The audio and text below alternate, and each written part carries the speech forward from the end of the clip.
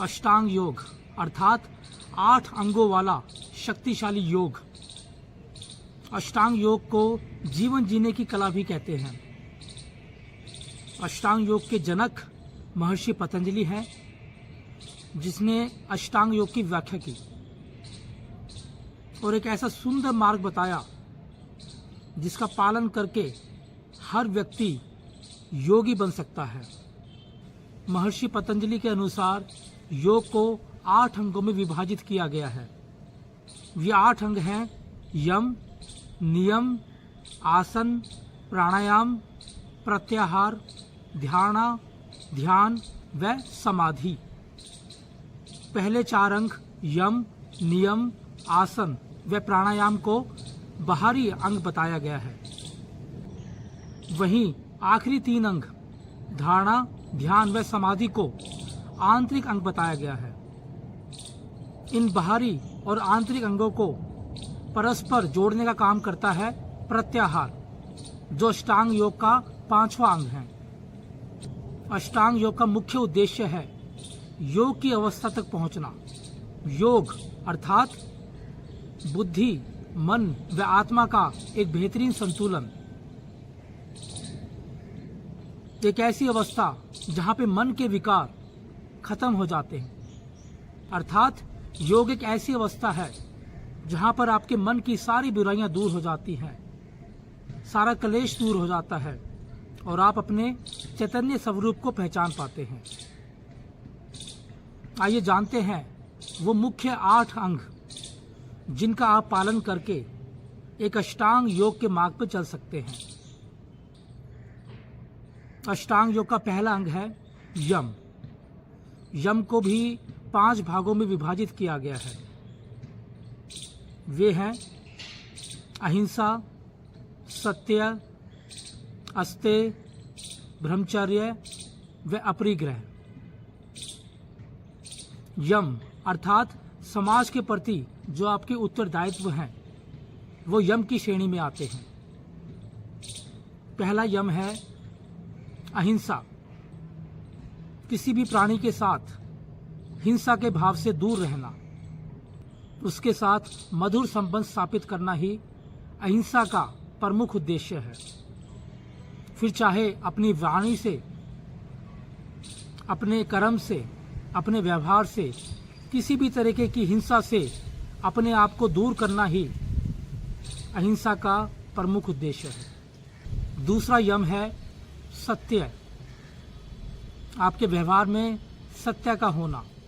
आप जो भी बोल रहे हैं उसमें सत्य झलकना चाहिए, अर्थात ट्रूथफुलनेस। जो भी आप बोलते हैं वो सच होना चाहिए और आपको झूठ से हमेशा दूर रहना चाहिए। और जितना आप सत्य के नजदीक जाएंगे उतना आप प्रभु से अपना कनेक्शन मजबूत कर पाएंगे। अस्तेय, अस्तेय यानी चोरी ना करना। किसी भी तरह की चोरी से दूर रहना अस्तेय का शाब्दिक अर्थ होता है। अगर आप किसी से बिना पूछे भी उसकी वस्तु का प्रयोग कर रहे हैं तो ये भी एक तरह की चोरी कहलाएगी। चौथा यम है ब्रह्मचर्य। ब्रह्मचर्य है आपकी अंदर की ब्रह्म ऊर्जा, यानी किसी भी गलत आचरण से दूर रहना। किसी स्त्री को, किसी मनुष्य को गलत दृष्टि से ना देखकर उसे एक बेहतर मनुष्य देखना ही ब्रह्मचर्य का वास्तविक अर्थ है। हमारी ऊर्जा को ब्रह्म ऊर्जा तक ले जाना ही ब्रह्मचर्य का प्रमुख उद्देश्य है। गलत व्यवहार, गलत वाणी, अश्लील सामग्री, इन सभी वस्तुओं से दूर रहना ब्रह्मचर्य का प्रमुख अंग है।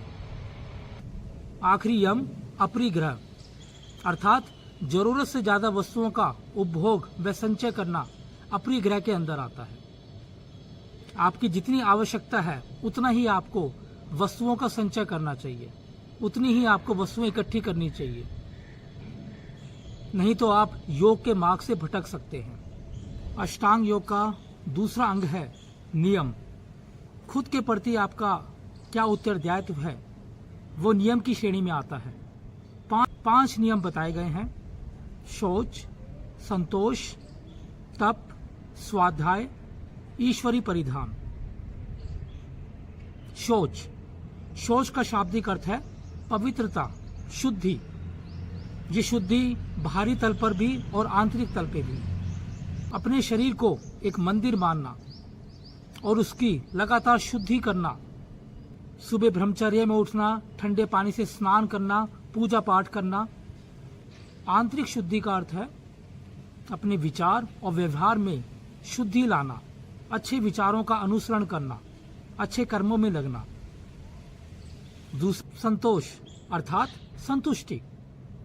आपके पास जो कुछ भी है उसी में ही संतोष करना, उससे ज्यादा चीजों की कामना करना, ये गलत होगा। अष्टांग योग में जो भी ईश्वर ने आपको दिया है लगातार उसके लिए ईश्वर का धन्यवाद करना।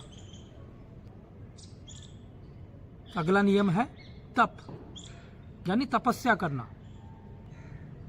एक अष्टांग योगी को लगातार तपस्या करनी चाहिए ताकि वो अपने भीतर एक बेहतर परिवर्तन ला सके और इस योग के मार्ग को अपना सके।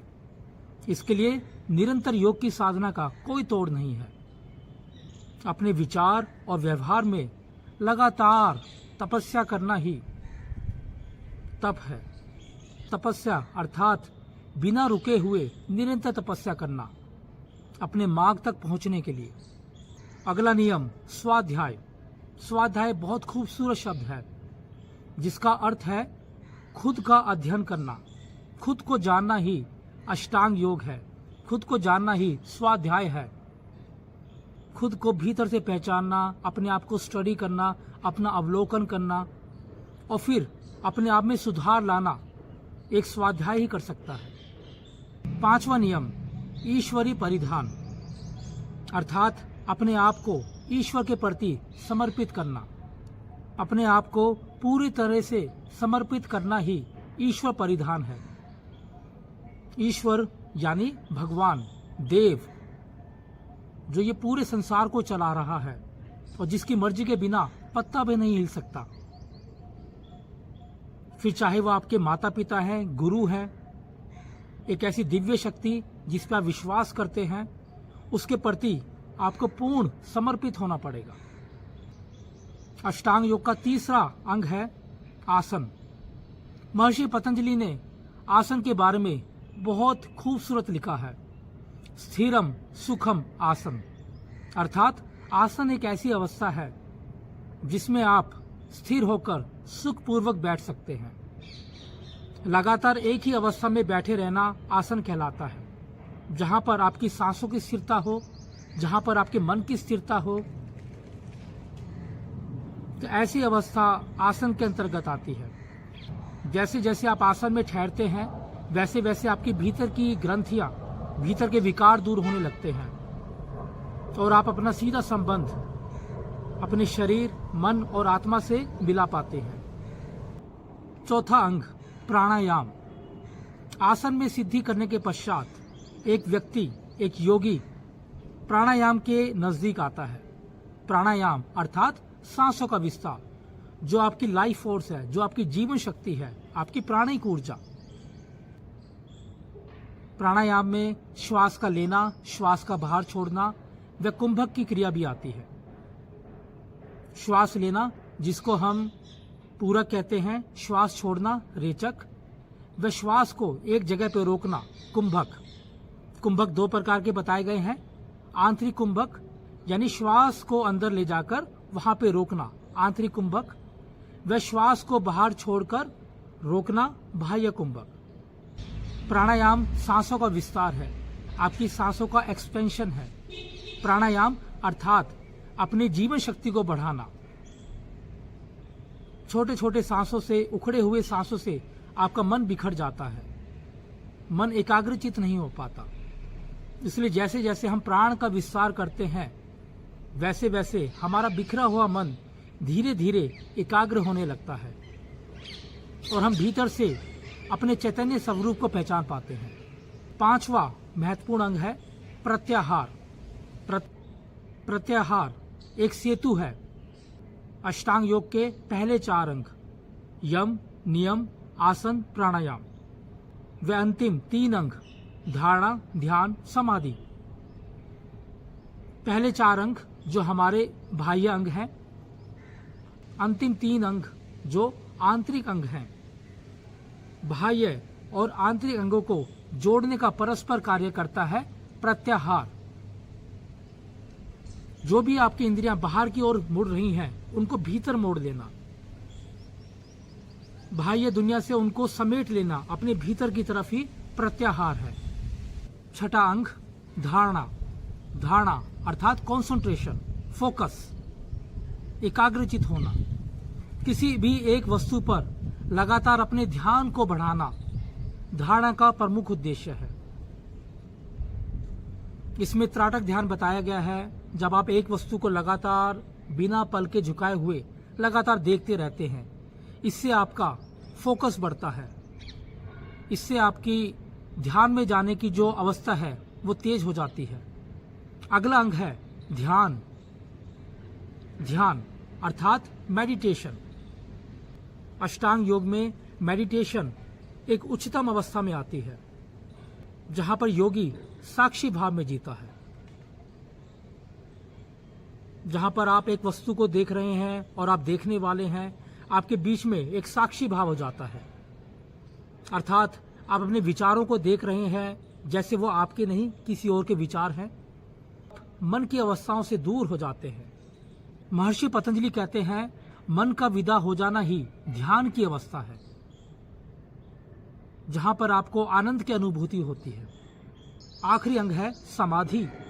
अष्टांग योग की उच्चतम अवस्था है समाधि।